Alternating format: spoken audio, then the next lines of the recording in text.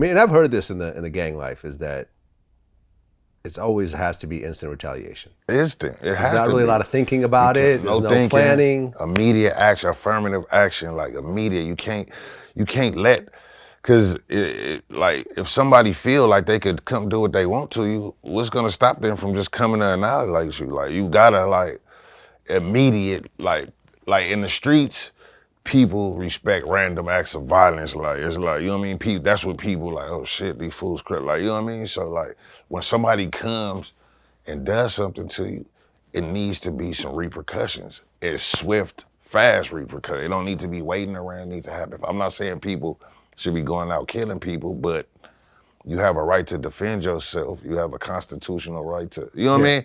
You have a right to defend yourself as a man. So if somebody comes and violates you, that needs to be taken care of fast. Yeah, but most times, immediate action is usually not the best course of action. Actually planning and thinking things out is usually a much better course of action.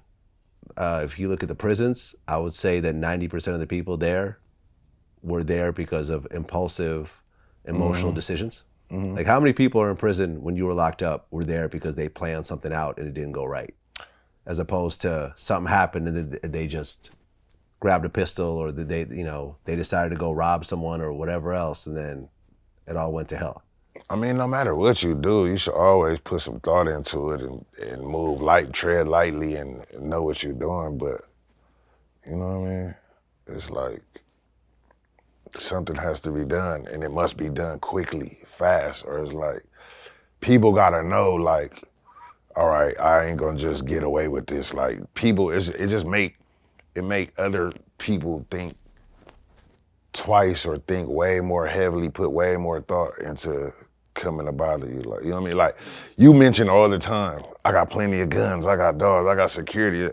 So that makes people think someone is gonna think twice or put a little more thought into, all right, I ain't gonna just fuck with Vlad like this because he had like, you know what I mean? And just people need to know that. And I'm pretty sure that's why you say it all the time. Like you say it all the time. Like I hear you say it all the time. Yeah, well, it's true, man. I'm a gun rights advocate, and I can't be one unless I own guns. Exactly. I believe in the right to bear arms. I believe in, I've had very ugly situations over the years, and I don't believe that you should just sit back and let whatever happens to you just let it happen. Never be a victim. Never be a victim. Yeah, and we're all going to be victims at some point in our lives. I've been a victim. You've been a victim.